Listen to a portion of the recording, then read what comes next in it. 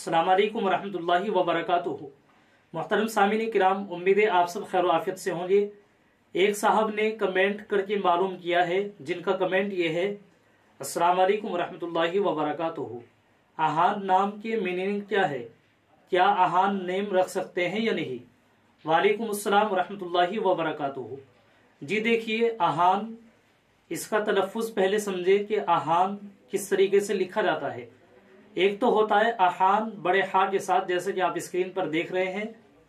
ये आहान बड़ी हा के साथ जो लिखा हुआ है, ये नाम हमें लुगत में कहीं नहीं मिला है, और जब ये नाम लुगत में नहीं है तो इसलिए ये नाम नहीं रखना चाहिए।